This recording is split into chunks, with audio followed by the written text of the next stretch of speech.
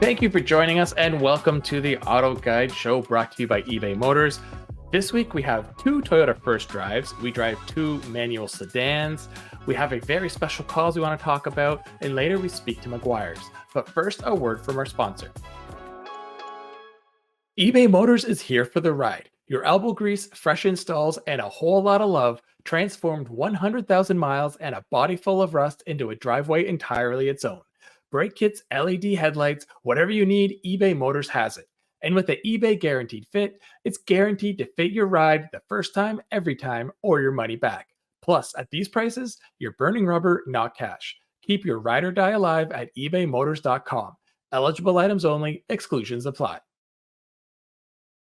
All right, so let's get into it. We got a lot to talk about this week. We have a lot to talk about pretty much every week. So the first thing we'll talk about is you were at Toyota Palooza. We've talked about it a couple times, and now we get to talk about the cars. So the first one we have here is the Camry first drive. And as much as people have abandoned the midsize sedan, it still sells like crazy. So how is it? Well, unsurprisingly, it's better than it was before. I know that's kind of selling the Camry short, but I mean, even the previous model, it was pretty good right up until the end. It's just, it felt its age in some ways, mostly in interior refinement and in tech. And guess what? They've improved those things. It's still based on the same platform as before because why not? And now it just has more of a Prius look, which I think looks pretty good. The back is a little questionable. In my mind, I see either GR86 vibes, if I'm being positive, or more kind of modern BMW ones, which is less good. But the hybrid powertrain is improved. It's the 5th gen hybrid motor that we've really enjoyed in the Prius and the Corolla Cross.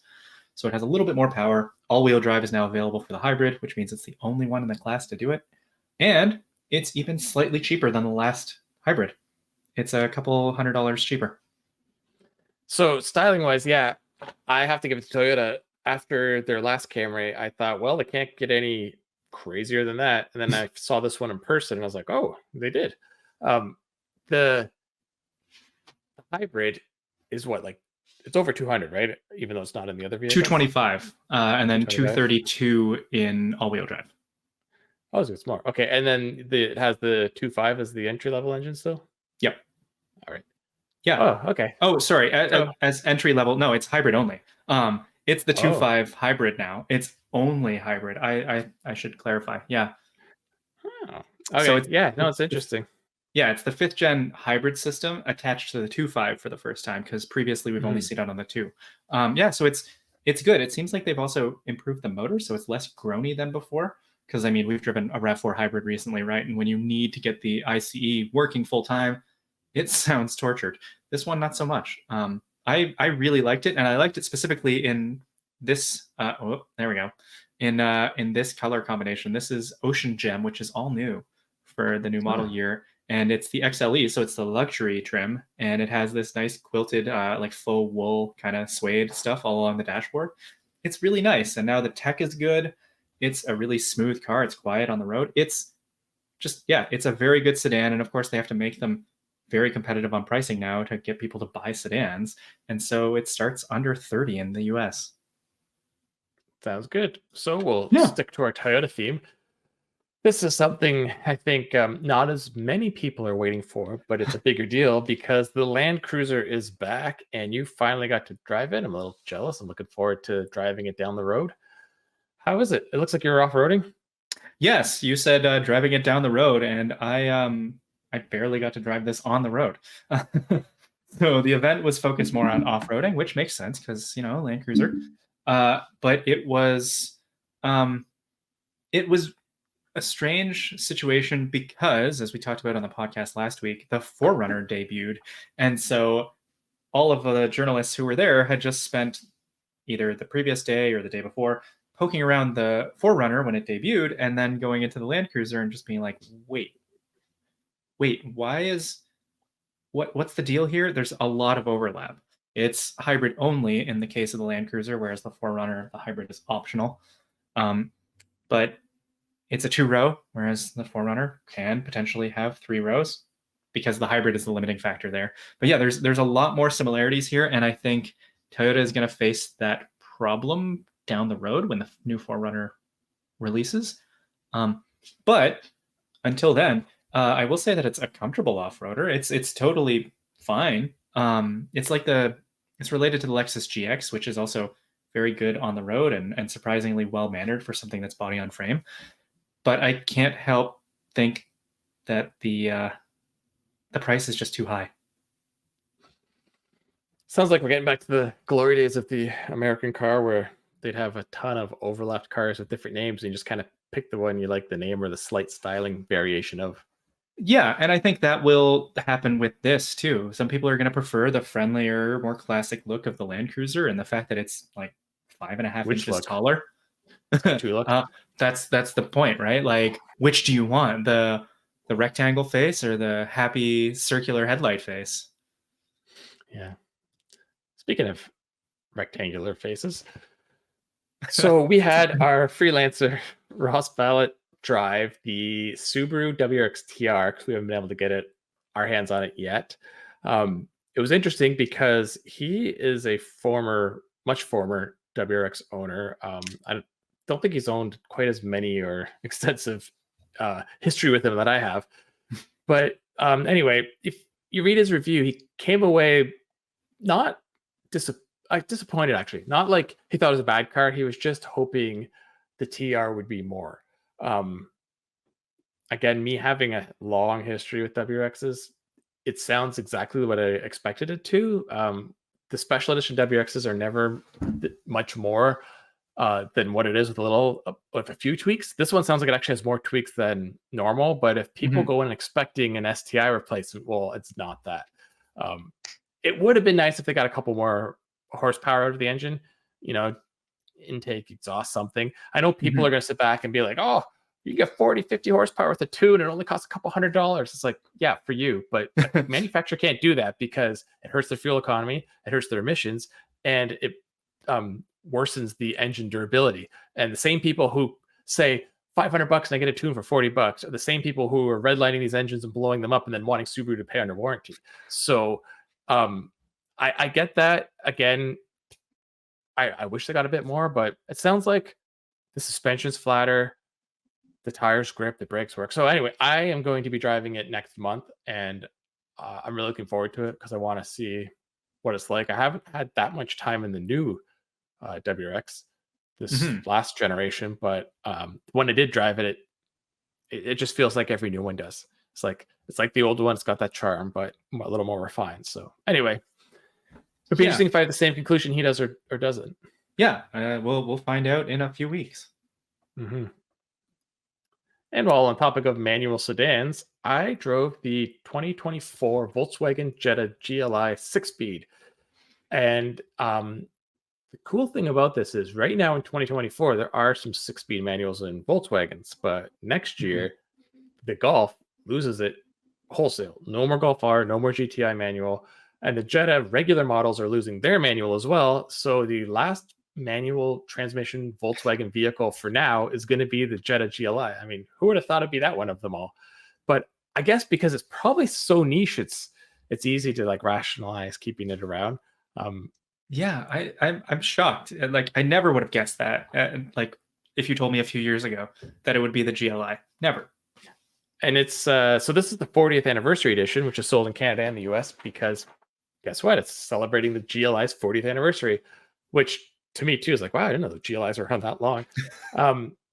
So it's driving it is what you expect from a GLI, just a little bit better than the last one I drove. It's not a GTI, and they never really tried to be. I know Volkswagen officially calls it the GTI with a trunk, but the engine's a little less powerful. The response is a little less aggressive. Even the transmission, like everything just seems a little more diluted, but that's what I think the GLI is. It's sort of people who want maybe the sophistication of the sedan look, or they just want a bigger car, but they still want some sport. And that's exactly what it is. And there's like hardly anything left in this class. I mean, there's a Civic Si, which is similar, but it doesn't make nearly the power. And I mean, yeah, we're not huge fans of it.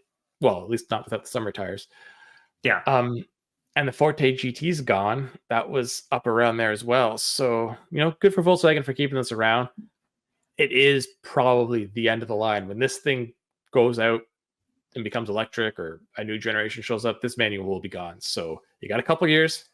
I don't know if we'll ever see one again in Volkswagen. Who knows what the future holds, but for now, this is it.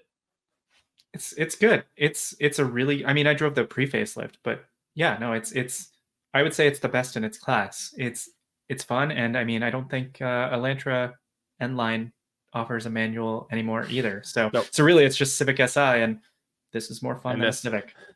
Yeah, or you go up to Elantra N, but that's a whole different price category and everything. And very extreme.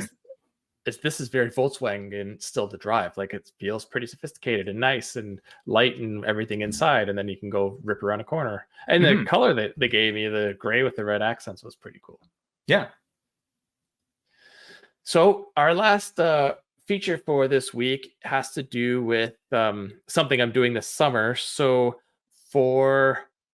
it's been a long time, 14, 15 years, I've been involved with an organization called Rally North America. A couple of my friends and I went on a spur of the moment kind of road trip in 2009, and they started talking about maybe starting a road rally sort of organization that does scavenger hunts and gets together and just has a good time, but for a good cause. So that started in 2010. And since 2010 to today, we have raised over $2.5 million US for the various charities that we use each year. It's basically 80 cars. So we call them teams, but 80 cars of 2, 3, 4 people register. We spend 3-4 days driving through areas of the US you would never go to and get to see cool back towns and back roads. And the guy who organizes it, my friend Tony, he does a great job of finding good roads and interesting things. And every team is just is tasked with soliciting donations. It's just all word of mouth. There's no other way to do it. And every year we surpass the last year. Last year alone, we raised $200 and something thousand US just from 80 teams asking people for donations. And we have a charity auction the night before, but that usually only raises a couple $1,000s more. So anyway, I am doing it this year, and I'm partnering up with Genesis for it. So they have a thing called the Genesis Retail Experience in Canada. There's a similar function in the US as well, where you go to it's called Color Fabrics and I can't believe I'm drawing a blank, but basically you go in and someone will take you to this room that has drawers, and every drawer has pieces of metal painted with the different colors of the car, samples of the different leather seats in the different colors, and samples of all the interior trim. And you can look at them all and mix and match them to see sort of what you like to order your car. And if you don't want to go to a Genesis in the US, it's a retailer, and in Canada, it's a distributor. They have a portable kit that they can bring to your house and do the same thing. Now, the cars are somewhat locked into package is, but at least you can see them in different packages together. So so I do these rallies with my father and my son, who's going to be 9 this summer. We let him pick out the color scheme for our vehicle. It's going to be a GV80. He was a little sad because he saw the red and was like, that one. But then we found out for 25, the red's been cut from the regular sedan or regular SUV. It's only on the coupe. And we want a coupe, but they just won't be ready in time. Yeah. So anyway, we're doing it. And the charity we're supporting this year, I know I'm going on for a while here, but the charity is, I mean, all the charities are great, but this is the one that is the closest to me in my heart. It's called Camp Sunshine, and it's a camp in Maine that services basically the whole world, but really North America to a big degree. And what it is it's a camp for children with either terminal, severe, or rare, or maybe a combo of all 3 diseases. And what they do is every week it's a different theme. So it's a different disease. And the goal is they know if a child's sick like that, it's not just the child that's suffering, the whole family is. So they bring the entire family here, and they let the kids who are affected play together, do camp stuff together, and they go swimming or canoeing, whatever. And then the parents also do different seminars and different workshops, and they get to actually interact with other parents who are going through the exact same thing and kind of create a support network. And then the siblings, who are kind of the ones that are not forgotten about, but have to deal with this too. They get to come to the camp and play with other siblings that are experiencing the same thing and going through the same thing. So we first went to it in, I think, 2014, and we were blown away seeing the facility. Like, we actually go there as part of the drive.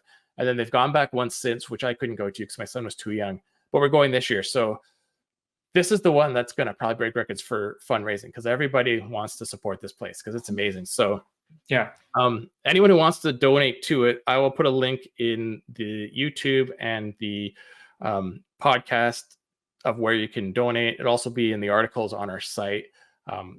It's one of those, $5, whatever. Just donate whatever you can. I mean, like I said, some people can go through their corporate partners and they get such incredible. But yeah, I'm looking forward to it. The events are always fun, but going to this camp is always sort of every 4 or so years we try to go back to it. So anyway, that's what we're doing this summer. Yeah, I'm so happy to hear about it, and thanks for taking the time to talk about it, Mike. All right. So on that note, we are going to take a little break here. We are going to get another update on my Genesis Coupe project. I did taillights last week, so this week it's headlights. We'll be back in a bit after you hear what I got and how it went.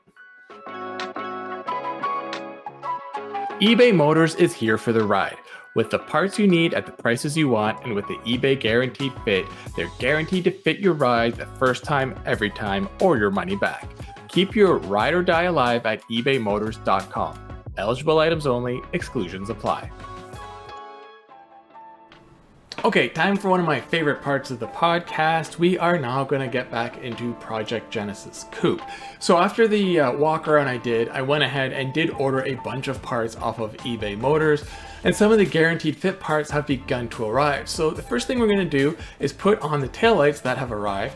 They are a set of Anzo taillights. So those who are watching, here is what it looks like, and those listening, it's a taillight that's very similar to sort of the OEM look. I went with these because they're slightly smoked, which I like, but they still have the safety reflector in the bottom and the sides, which are important for both legality issues and if you park on the road. It has an LED dual strip for the running light and LED brake lights, and then a conventional bulb for the turn signal and the reverse light. All right, time to put these on, but before we can put these nice new lights on, we gotta take those old ones off. Getting lights off is pretty straightforward. In the trunk of the Genesis, on both sides, there are these little panels here that you just grab and pull off, and then you have access to all of the screws and bolts for the taillight. Let's get at it.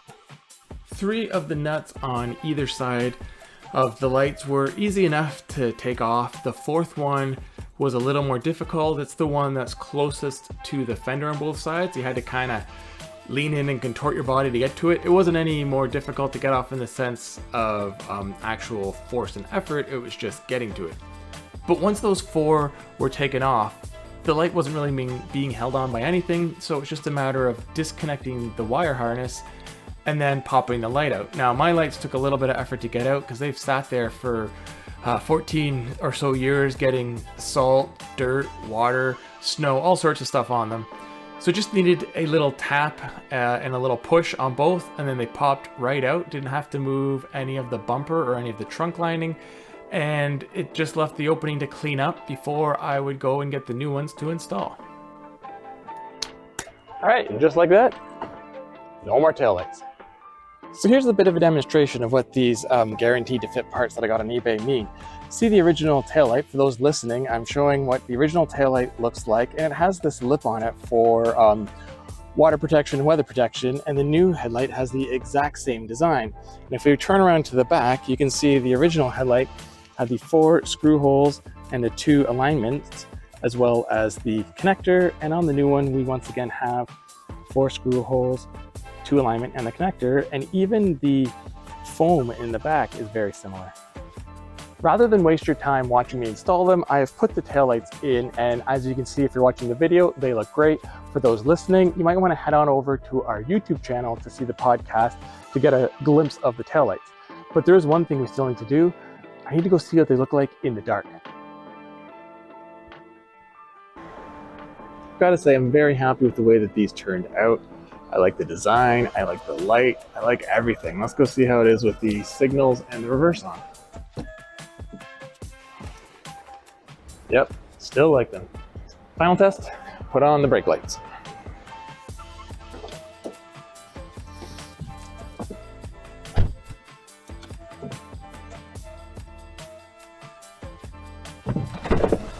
Overall, I'd say this is another win.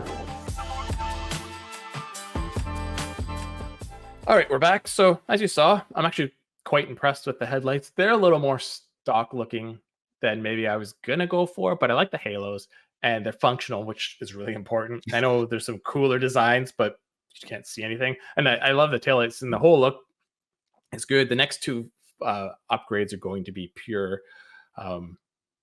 performance to a degree based. They're not just aesthetics, like they're for fun, but and then after that we get into the heavy stuff. That's when the wheels and suspension, exhaust and stuff are coming. Yeah. Anyway, moving on to this week's news. Wheels. We have the biggest news is, America's favorite pony car. Well, again, I guess because now the rest are gone. Only. Well, I guess it's still 2024, so there still is a Camaro for a few more months. So the 25 Mustang is celebrating its 60th anniversary, and they are doing a retro diamond jubilee. Is that what the edition's called, or is that just the event? No, I mean, Diamond Jubilee is 60th anniversary. The model is just called Mustang GT 60th anniversary package. I'm just not that smart, so okay, I get it now. Yeah, so it was this week. It was their 60th birthday. They went to Charlotte Speedway, had 2,000 owners all show up and celebrate. But this is the special edition, and of course it's limited to 1,965 units because, of course. There are 3 available colors, but really the only right choice is Wimbledon white because it's a classic color. You get new wheels, you get a few stripes outside, you get some unique badges. Inside, of course, there's a serialized badge, chrome accents in the grille. But anyone who's looking for one, you have to get a GT Premium. You cannot get a regular GT or any EcoBoost. It has to be the top model, well, outside of the Dark Horse. But at least you get the choice of convertible or coupe or manual or automatic. Yeah, you know what I mean? It's not a big surprise. All these special editions like this, like when the California Special first showed up, it was always sort of built on the top trims. Mm-hmm. So this isn't like you're getting this crazy performance boost. You're getting some of that retro style, which is pretty cool. Yes, and I forgot to mention, because anyone who's listening and not watching the podcast, one of the most important changes are those sweet 5-spoke wheels. They look really cool, very retro. So speaking of Mustangs, but on a completely different side of upgrades, Shelby introduced their newest Super Snake, which is what they've called their, crazy Mustang upgrades for quite a few years now, or at least over a decade. But yeah, the interesting thing with this is you can get, again, coupe and convertible, but there's 2 versions of it, which, I mean, there's always been different versions, but there's a 430 horsepower package you can get on the standard V8, or they can go crazy on your V8 and make it 830 horsepower with a supercharger. So, I mean, I don't know which one I'd want, but it's kind of nice that you're not locked into having to spend a ton of money and get ridiculous levels of power if you just want the style and other upgrades that come with it. Yeah, I mean, that's great, because 830 horsepower in a Mustang sounds like, bad news for pedestrians everywhere nearby. But you know what? I mean, I've driven 807 horsepower Chargers and Challengers, and modern cars are so sophisticated and so good. Like, it's crazy how livable that power can be. Whereas, true, 20, 30 years ago, 40 years ago, you had that kind of power. Yeah, you were spinning your car out or burning tires off. Yeah, and these do look great, I will say. So no, we're good. On to the next one. I'm excited about this. And now on to more power. So Lucid's Air, the Grand Touring, they made some tweaks, and on the surface, it may not look like it's that much better, but the EPA classification for range has changed and become much tougher, yet they were able to give it the same range. So good on them. Mm-hmm. And they did some other tweaks here and there. Part of it was they put a heat pump in the Sapphire. That's the 1,200 horsepower version. The irony there, of course, is I mean, I'm guessing here, but I imagine most people who are buying the Sapphire probably don't live in an area that needs a heat pump that often. But hey, whatever. No, no, 1,200 horsepower, 4 big studded snow tires, off you go. Oh, that'd be fun. Yeah. All right, well, we kept the news brief because we have a lot to talk about still. After a word from our sponsor, we are going to come back and talk to Meguiars about a whole bunch of fun topics and things you shouldn't be doing to your car and some things you probably should be. So we'll be back in a couple minutes. All right, everyone, let's take a moment to talk about cars. Not the usual cars we talk about on the podcast, but our own personal cars. As a person who loves cars, I have owned many different vehicles over the years, and there's one thing I always can't help but do, and that is modify them. Having the right parts that fit for a car is super important, as you don't want to waste time or money by having the wrong parts.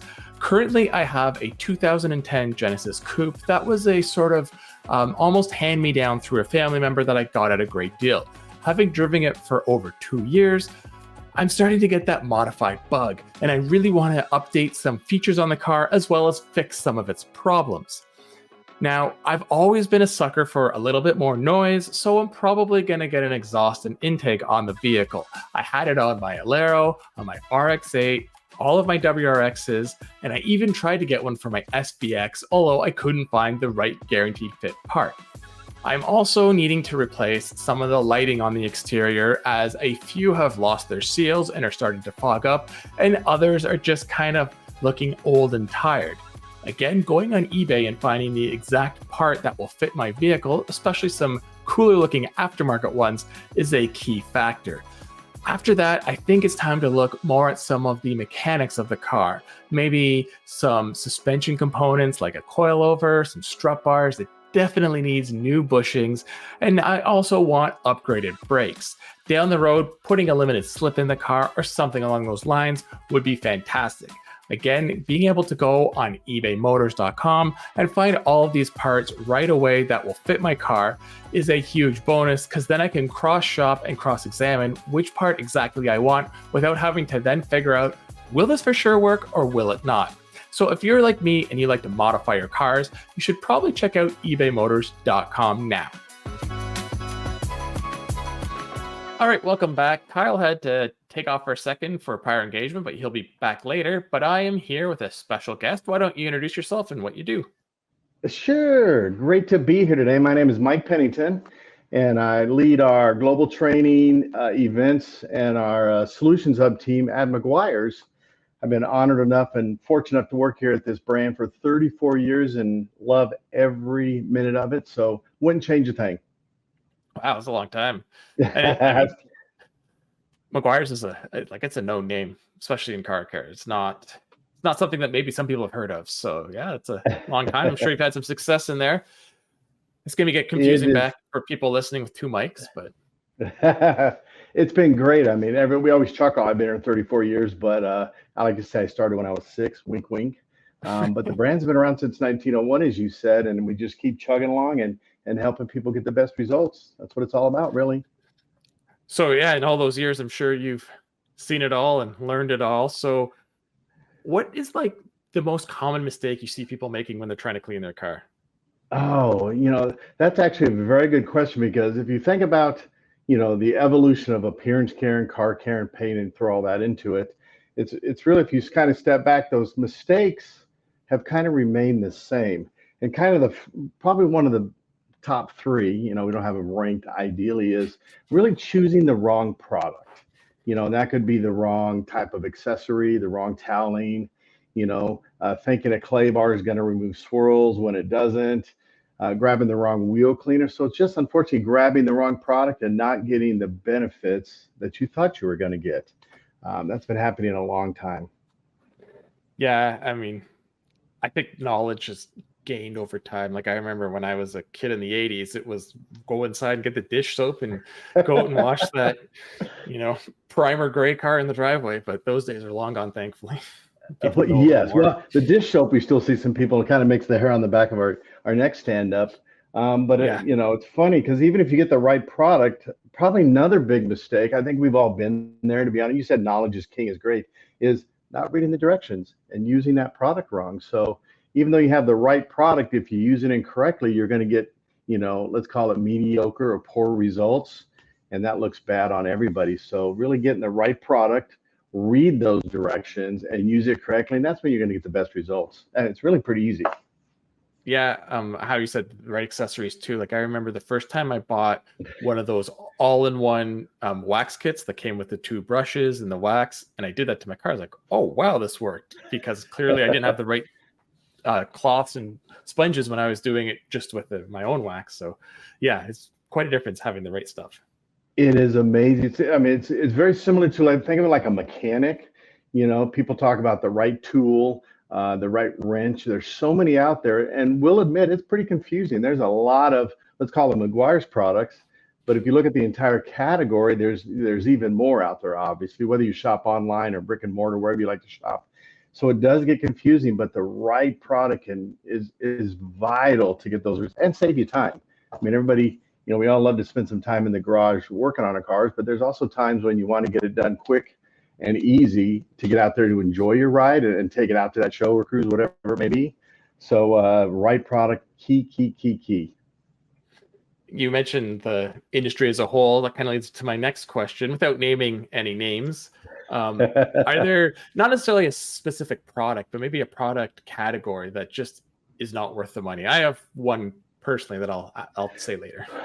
Well, you tell me first, because it's tough to go down that path. Because tell me where your head's at right now. Let's talk about that first. Well, I have never come across a touchless wheel cleaner that really cleans the wheel the way I want. Maybe I get a lot of grime living where I do, or a lot of brake dust, but I use those with the brush and I get great results, but I've just never saw one that you just spray on and wash off and everything's gone. I think you're probably onto something there, because it's really those miracle products to stay away from that promise the world and promise, if it's too good to be true, it's not going to work. You said it perfectly. So there's a combination of product, brush, accessory, effort, whatever that may be. That perfect blend of all those working together is what give you those results. So I'm not going to say specific product, but I love what you said, kind of category of those wheel cleaners, but even bigger is the miracle products, the late night TV on sale, internet special, buy now, whatever that may be. Just if it's too good to be true, it probably is. And I'll leave it at that. Yeah. Like, it washes your car and waxes it and does this and does that. You'll never get rain on your car again. Yeah. It's amazing that some of the stuff out there that we've seen here, and we've been fortunate to be around since 1901, and you just kind of see a lot of these companies come and they make a big splash. More power to them, but then they kind of wean off and the excitement goes away. And when people, if they start buying your product a second, a third, a fourth, or from Meguiars years and decades later still, that says a lot about performance. So that's what we kind of put our stamp on, is the product's got to do what it says it's going to do, because people are going to sniff you out. Consumers are going to sniff you out real quick if you try to deliver, let's call it a fast one on them. Mm-hmm. Yeah, like I've been into cars since I was a kid, but as a teenager in the 90s, and then I started working at 19 at a dealership. Your company, and I can maybe think of 2 more, are car care companies that I know have been around since then, that like I knew really well then and still today. And like I said, there's another probably dozen I could name that I don't remember when these guys were around. Maybe they still are, but you just don't hear about it anymore. Yeah, there's a lot of good companies. Again, there's room for everybody to play in this fun industry we have, but just be mindful and pick what works for you. And the cream will rise to the top. You said there's 3 real good ones out there that come to your mind. That's awesome. So just keep chugging away. We've kind of talked about this a bit, and you've mentioned it a couple of times about effort, which I think is lacking when people are really trying to clean up their cars. What's a tip that everyone should know or follow that you constantly see people either ignore or try to get around?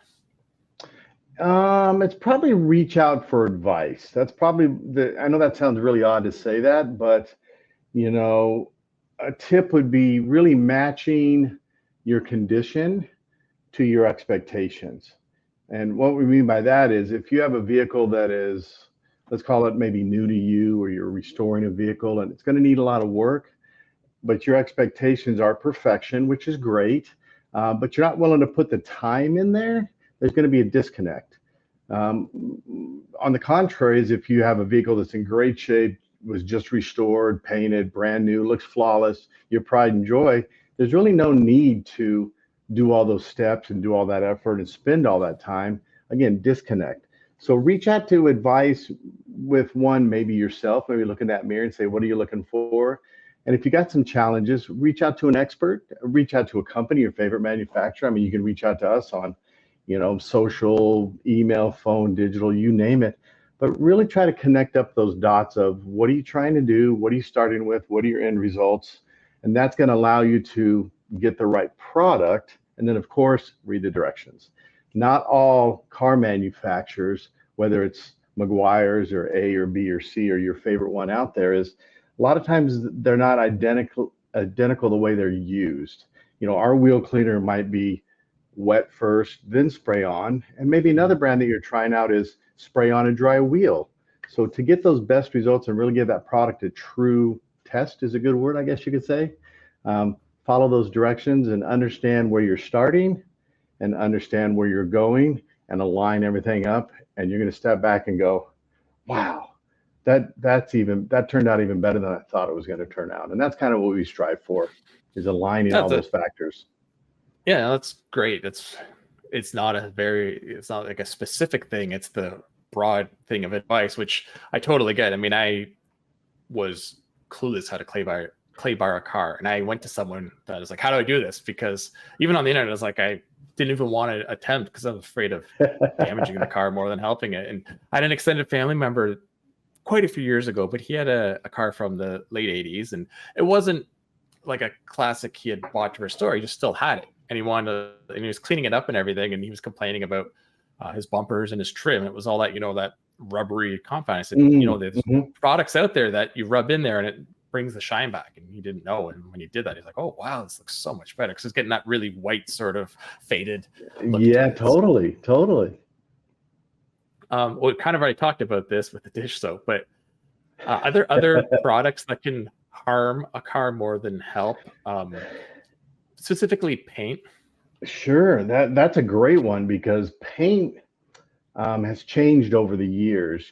From Henry Ford, you can have any color you want as long as it's black, basically, to now, whether that's a paint, it's gotten thinner over time, it's gotten more delicate, clear coats. Think about these tri-coats. I mean, all these gorgeous colors that in the sun really look wonderful. So probably one of the biggest things related to paint is too aggressive of a product. And that's it's not just liquid, but think about your toweling, your accessories, your motion, your pressure, your applicator. There's all these things that are mechanical, if that's the right word, a mechanical abrasion or mechanical force. So if you're pushing down too aggressive of it, let's call it an old school compound that was designed for paints in the 70s versus these delicate base coat clear coats, you could potentially mar or put a mark into that finish, i.e. a dirty wash mitt, i.e. a car wash that is less than acceptable tunnel wash that may have, those old style of nylon beaters that are great for some cars, but certain vehicles you may want to find a new type of tunnel wash, a hand wash, a touchless, or do it yourself at your home so you can control the mitt, the pressure, all that stuff. So probably too aggressive of an approach. How's that? That's good. As you said, like paint's changed and matte paint's become quite the thing recently. As someone who gets into a lot of cars to test and review, whenever I get a matte paint car, like I'm usually not going to touch it because I don't want to damage it. It's definitely not touching a car wash. And yeah, I'm very conscious about the paint on these cars. And as you said, like the old cars just had like this thick layer of thrown on that you couldn't do anything to, but cars today is very thin. It is, and it's kind of a catch-22 because they're gorgeous, they're lighter, all those fun facts. But especially you mentioned Matt is, think about you and I together have seen that kind of start from, whether that's way back in the 50s where you couldn't afford a paint job, but all the way to now where it's on the OEM vehicles, and probably more OEM than people would think, but they are very delicate. You said it perfectly. Once you get a swirl mark, a towel mark, a dirty mint mark into a matte finish, there's nothing you can do about it. There's no way to remove that. So take that sensitivity, that heightened security, that heightened caution on a matte finish to the next level. But they can be cared for. You can still wash them delicately. You can still spray wax them in certain cases. So you just need to pause, think about it, ask that expert, grab the right product, follow directions, and stand back and enjoy. So my final question, and maybe a follow-up, what should someone look for in like a car soap or any other cleaning product? Like, is there something, if they read the label or the ingredients or whatever, that they should be looking for, or maybe more importantly, not looking for? Well, really, if you talk about car wash in particular, there's so many of them out there from, it could be price driven, but typically the higher the price, you're going to get more bells and whistles. For example, if you just want an entry level car wash that's maybe for your daily driver that doesn't need all the bells and whistles, great, more power to you. Follow the dilution directions, because we're always going to recommend a pH balanced car wash, and a lot of great companies, maybe that's our Deep Crystal, whatever it may be, follow those dilution. And then if you want to step up into getting more gloss or even a wash and wax, but really where we're going is on these coated cars and these cars that have coatings these days, whether that is a professionally installed coating or a one that you did at DIY, like our Ultimate Ceramic Coating, or there's a lot of great products out there.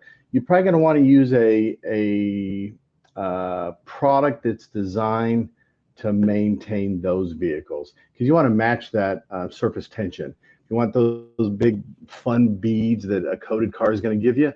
Use a wash that's not going to diminish that. It's going to enhance that and give you that self-cleaning, that easily cleanable, that easily washable, dryable. So really washing is, in fact, that's probably another mistake, I'll add that to it, is not having a maintenance cycle. People don't wash their cars frequently enough, and everything gets built up on there. Then it just creates more work down the road. It could etch, stain, bond. I mean, and you've seen it. You've done clay. You've taken out swirl marks. So if we can help consumers know washing frequently or getting yourself into a routine is the best thing for that paint, those wheels, with the right products. Everything works easier, washes off easier, looks cleaner, takes you less time.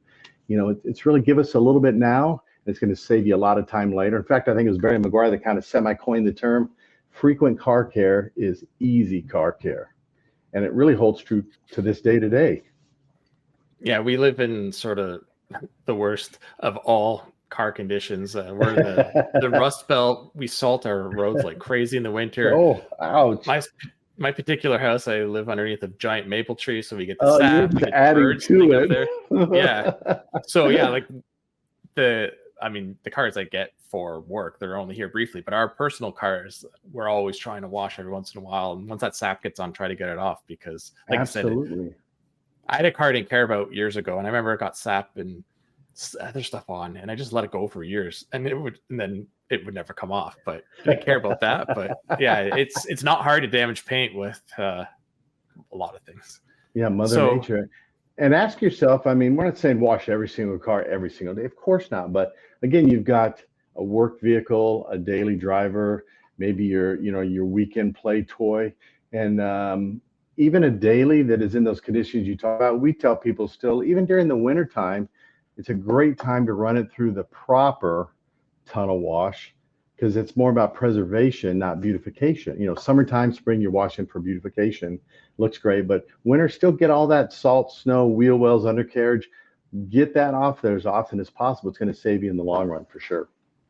Yeah. Well, we don't travel far because we're both work from home, but our philosophy is when we get gas, we get a car wash, because there you go.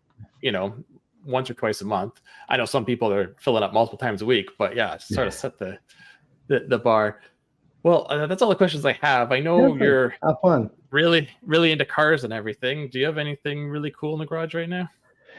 God, yeah, we do actually. I've had a 67 Chevy 2 that I've had for, going on about 23 years now. It's a true SS vehicle. It's got multiple motors, multiple trannies. They always say, is it ever done? And the answer is, of course not. So that just consistently, changing this, changing that. Let's put this in, let's put that in.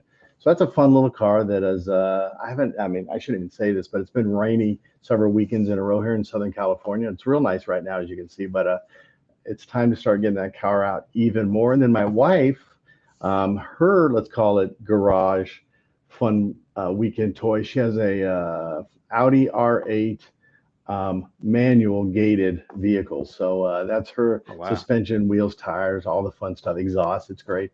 So you open up and you can see, do you want exotic? Do you want classic hot rod? So we're very fortunate to kind of have a little bit of both. What do you want to play with? Then we also have a 4Runner. Throw that in there. Brand new 4Runner as well if you ever want to go off-roading. So yeah, we're very fortunate. You can off-road or go to a track day or go to a car show. You're set. There you go. You pick. What are you feeling like today? Because they're all cool. It's so. People always ask, what's your favorite, let's call it genre of car, but God, there's so many of them out there. You like lowriders for a certain reason. You like, trucks for a certain reason, lifted, lowered, airbag, classics. There's so many things about the hobby. And even just maybe it's a brand new Expedition that the seats fold automatically when you push the button. That's fantastic. You don't have to pull the straps. Let it do it by itself. Gotta love that too. Yeah, no, I totally hear you.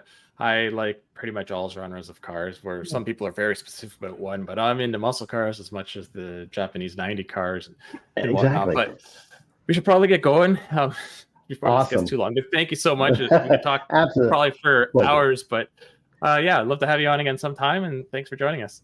Yeah, no, appreciate the opportunity, and would love to hop back on and talk shop again. So until next time, enjoy. Thanks. All right, it's F1 time. We have Colin Wood back to talk about rumors, and maybe we'll do some predictions. But what rumors do you have this week? Mike, thanks for having me as always. Very exciting. There's a lot going on. It seems like the silly season has already started. I think last week we talked about, about Alonso. So now, there's a lot of rumors swirling around Carlos Sainz, as you'd expect, right? So there's interesting stories there, right? So one of the first ones has been, that he could go to Mercedes. That seems like, probably maybe a better call for Mercedes than it is for Carlos. There's also this story circulating that I saw this tweet basically that Red Bull confirmed their contract negotiations with them. And that's not really true. When you read the tweet, you read the actual article from the journalist. I can't remember who it was somebody Dutch. Basically, it comes down to saying, Helmut Marko admitted that they're talking. So it's like talking and contract negotiations are not the same thing. But there has been a lot of rumors that basically Audi has put a very big offer in front of Carlos Sainz, and other teams just feel like they can't even match that. So even if like Carlos is almost going to be in this weird situation where is he going to have is Audi going to be the team right away that's going to bring him success? Probably not. But if they're willing to pay him so much money in the short term, and tied to that, of course, is that obviously his dad has ties to Red Bull and he has ties to Red Bull. His dad also has ties to Audi. They won Dakar this year. So there's that. I'm trying to think of what other juicy stuff there was. A crazy story. Sorry, just on Carlos there and Audi. Yeah, I could see Audi wanting to do that because they obviously don't want to be like Toyota or Honda and come in and not do much. And they have the advantage of they're going to come in the year that the regulations change. So maybe they can nail it.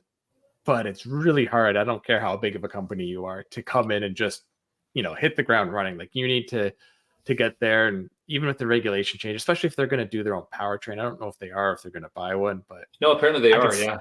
Yeah. They're going to do that. Yeah. So I could see them wanting basically a driver that can win and do well. And then they'll kind of know if it's the car or not, whereas if you get someone you're not so certain about, but yeah, it's sort of like Lando with McLaren and some other drivers. Like, do you want to be the guy that goes to that team and then you are the one that helps build them up and, potentially get success with them? And then it's like your legacy, or do you want to go somewhere where you're competitive right away?